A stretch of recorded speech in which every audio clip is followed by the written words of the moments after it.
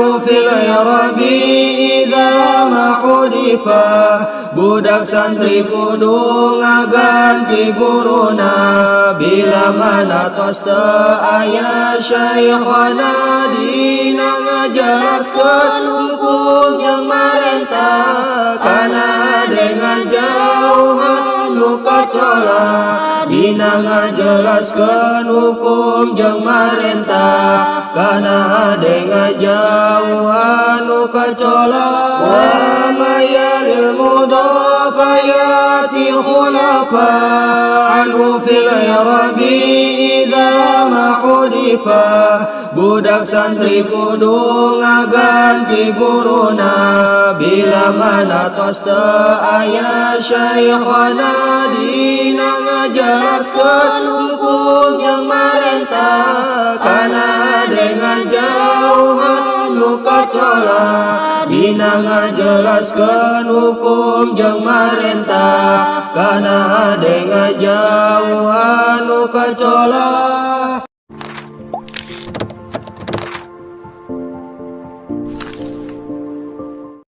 Assalamualaikum warahmatullahi ta'ala wabarakatuh. Jumpa lagi dengan kami sahabat Sunan Talaga Channel. Semoga teman-teman, kawan-kawan saya fillah dirahmati dan diridhoi Allah Subhanahu wa taala dan mendapatkan rezeki yang baik dan juga sehat jasmani dan rohaninya. Sekarang kita mau bertanya sama Pak Kiai. Barangkali Pak Kiai di waktu ini mau menceritakan sesuatu atau menceritakan kisah apa saja. Mumpung Pak Kiai di sebelah sana lagi pada nyantai-nyantai sama santrinya. Kita langsung saja ke sana. Kebetulan Pak Kiai lagi ada di kebun, lagi ngobrol sama santrinya.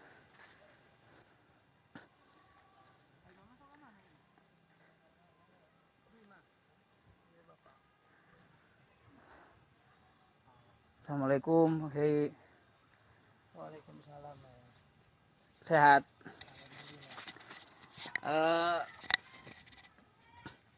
Ini Pak Kiai mau bertanya ataupun mau barangkali Pak Kiai lagi duduk santai di sini sama kawan-kawan.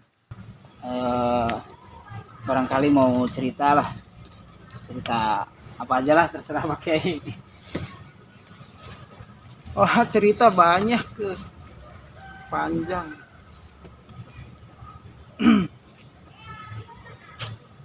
Aduh.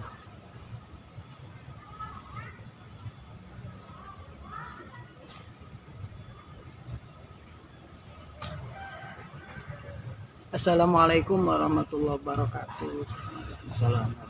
Alhamdulillah wassalatu wassalamu ala rasulillah. Ikhwan billah, dalam kesempatan ini yang sangat redup, ini cuacanya sangat mendukung. Kami di sini lagi ngobrol-ngobrol. Nah, inilah tempat biasa kami duduk di sini ngopi.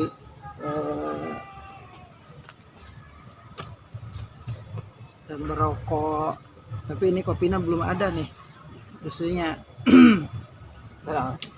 Dalam kesempatan ini insya Allah semoga bermanfaat bagi semua.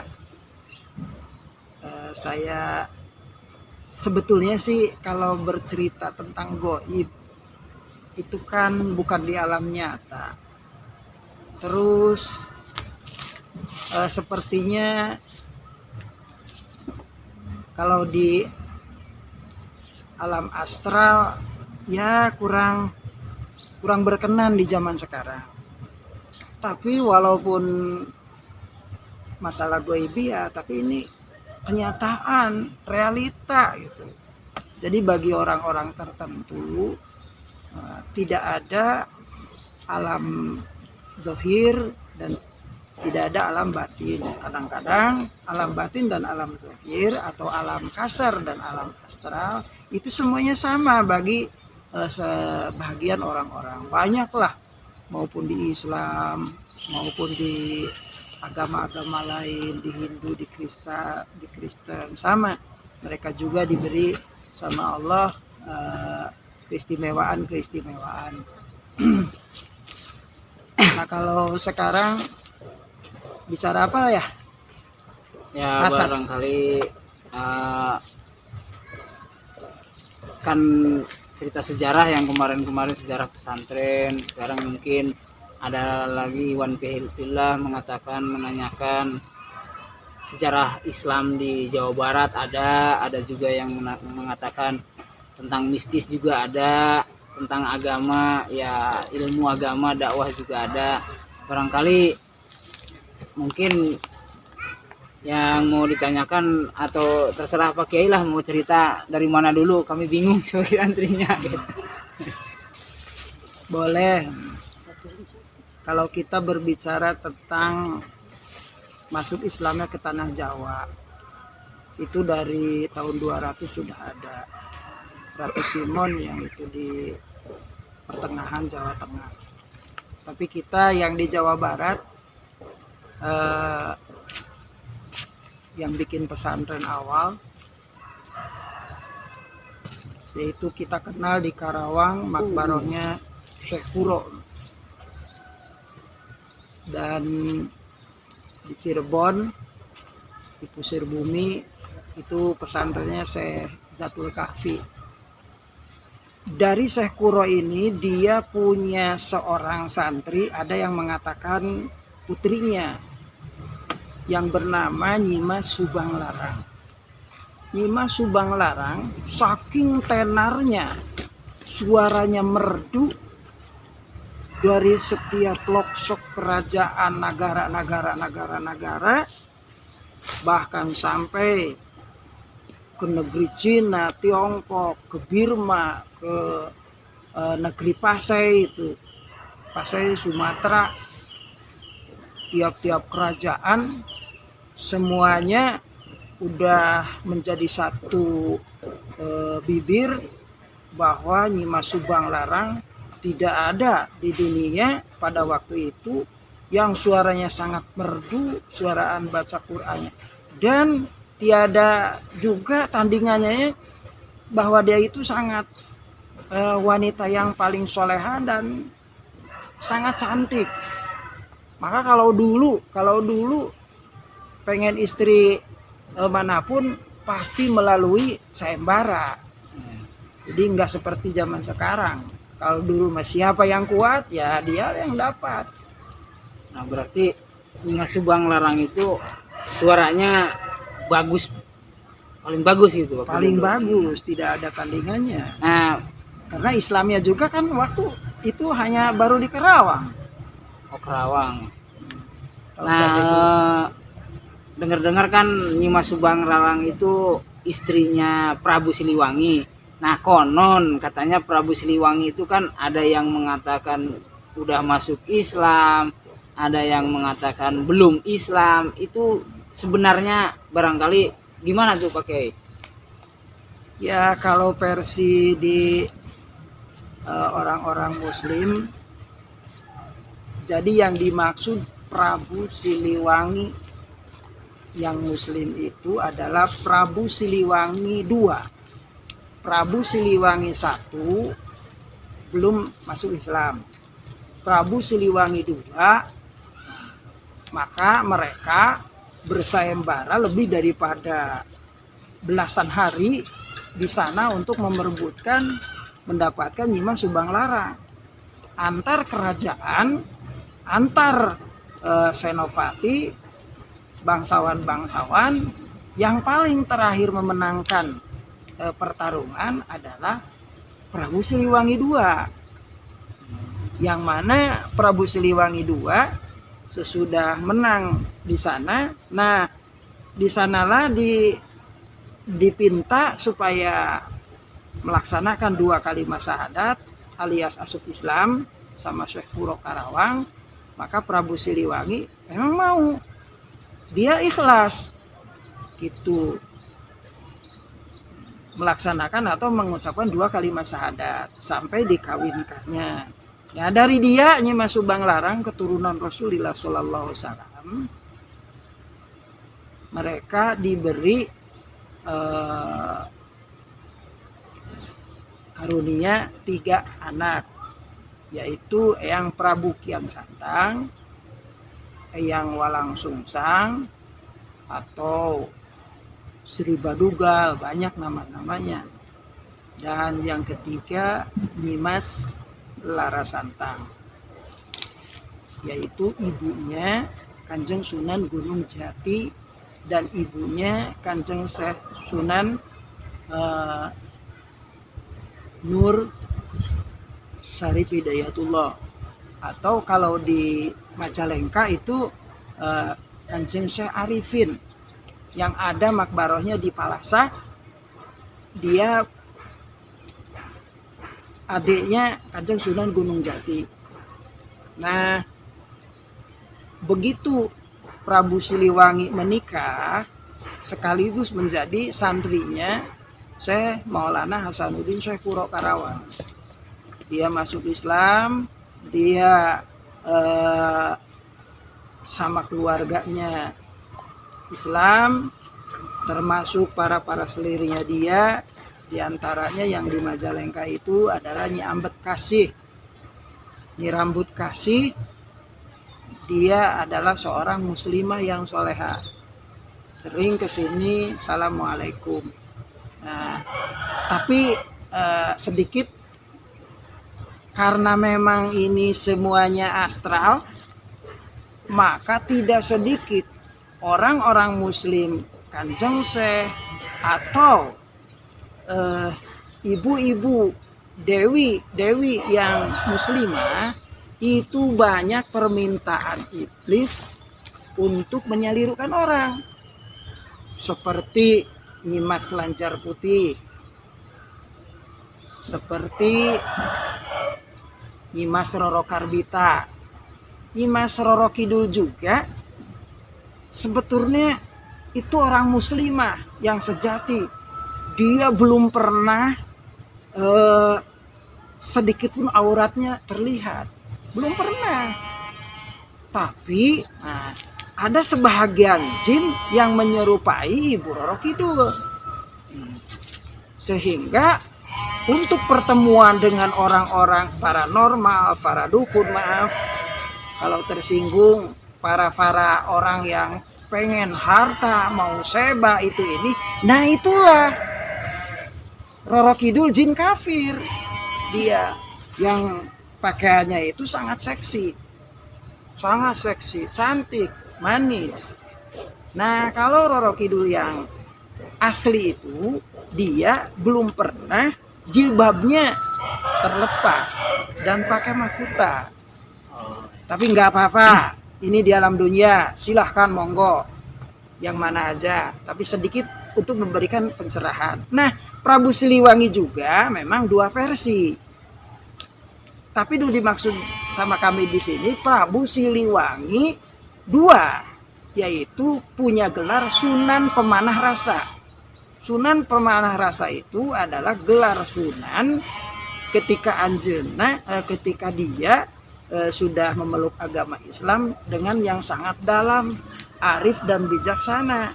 Kalau Prabu Siliwangi 1 itu belum masuk Islam. Jadi silahkan. Nah, dia tadi dari Nyimas Subang Larang yang makbarohnya itu di Malingping, Banten. Di sana ada keajaiban, ada air sumur di pinggir laut. Kalau lagi penuh air laut, sumur tersebut penuh, jadi terhalangi sama air. Tapi lagi surut, nah ada sumur, airnya sangat tawar. Jadi ada keajaiban, sumur di laut tapi airnya tawar. Itu dekat makbaroh Nyimas Subang Larang di Malingping, sebelah barat dari Malingping. Nah, selanjutnya Prabu Siliwangi dia adalah seorang raja di Jawa yang dari dulu oleh Ibu Ratu Purbasari dipindah dari Rajawangi Kawali ke ujung kulon, yaitu Pulau Jawa Barat yang paling barat. Di sana dekat Gunung Krakatau. Nah, Kerajaan Galuh Pakuan, Pajajaran di sanalah. Dan dia juga punya tempat singgah di wilayah Kabupaten Majalengka di Raja Galuh. Maka ada nama Desa Pajajaran. Desa Pajajaran itulah tempat singgahnya Raden Prabu Siliwangi II, Sunan Pemanah Raksa. Saya dulu beberapa bulan berziarah ke sana. Nah, dan beberapa bulan dia sekeluarga kunjungan silaturahmi ke sini, sehingga setengah hari, satu kali setengah malam, sampai lama berjam-jam di sini. Dia adalah Prabu Siliwangi Sunan Pemanah Rasa dan istrinya Nyi Subang Larang, dan putri-putrinya yang 6 itu dari putri Raja Galuh itu semuanya ada. Waktu dulu itu beberapa bulan ke belakang, belum 7 bulan lah, masih di antara 5 bulanan ya. Sampai setengah malam setengah hari mengobrol ngalor ngidul, dan dia sampai enggak langsung pamit pulang. Jadi saking bukan betah gitu, jadi kesini itu lirik ibarat ya kalau anak itu bukan, ya pokoknya seperti itulah itu di alam astral.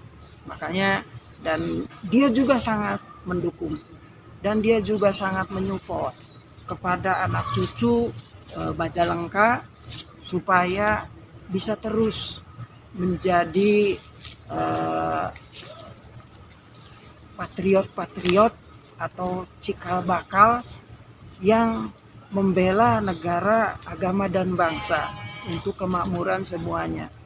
Maka jadi sebetulnya nih yang penasaran mungkin bagi Santi dan juga bagi kawan-kawan semua, Pak Kiai kan mengobrolkan tentang tadi Prabu Siliwangi, ada 2 versi kami, versi Pak Kiai Prabu Siliwangi yang kedua itu yang udah masuk Islam, yang istrinya Nyimas Subang Larang dari pesantren Syekh Kuro Karawang ya Pak? Ya. Nah, yang kedua Ikhwan Fillah bahwa menurut versi Pak Kiai bahwa Nyi Roro Kidul itu beliau itu sebenarnya muslimah yang solehah dan pakaiannya tertutup auratnya, tapi kita semua melihat dalam film, dalam lukisan, dalam foto, di mana saja berada bahwa Nyi Roro Kidul itu pakai baju kebaya, rambutnya panjang, cantik.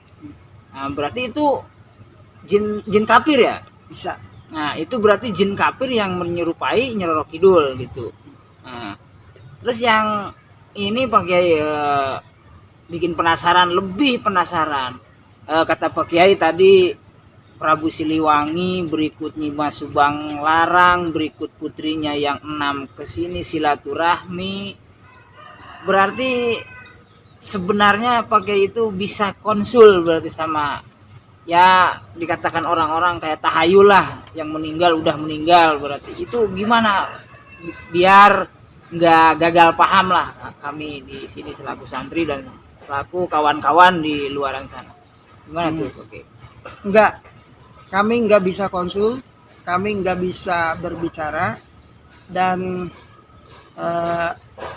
saya tidak sekehendak. Saya tidak sama sekali menginginkan bisa bicara dengan orang yang mati atau di alam sana. Tidak.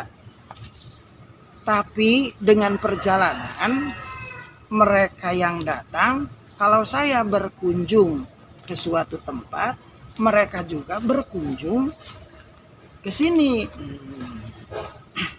Oh, jadi intinya setiap Pak Kiai ziarah ke makom terus seperti Raja Galuh gitu ya. Berarti Pak Kiai pulang mereka beberapa waktu, beberapa minggu atau bulan mereka ziarah ke pesantren ke sini silaturahmi juga. Iya, itu. Seperti itu. Nah, kawan-kawan semuanya, itu tadi pemaparan Pak Kiai tentang Prabu Siliwangi dan juga Nyi Mas Subang Larang, dan juga berikut Nyi Roro Kidul. Itu mungkin panjang lah kalau diceritain, mungkin lain waktu, mungkin cukup segitu aja dulu ya. Semoga ada hikmahnya di balik cerita Pak Kiai ini, dan semoga kita semua mendapatkan lindungan dari Allah Subhanahu wa taala. Mungkin jangan lupa aja kawan-kawan untuk menonton video kami di episode selanjutnya, dan jangan lupa like, comment, and subscribe-nya untuk kemaslahatan atau untuk kelancaran channel kami, yaitu channel Sunan Talaga Channel, untuk melanjutkan, karena subscribe Anda dan tontonan Anda itu menonton kami insya Allah menjadi suatu ibadah untuk infak pembangunan pondok pesantren Thoriqul Huda atau Yayasan Sunan Talaga yang ada di Desa Cidulang. Segitu dulu, mohon maaf atas segala kekurangan dan kelebihannya. Billahi taufiq wal hidayah. Wassalamualaikum warahmatullahi taala wabarakatuh.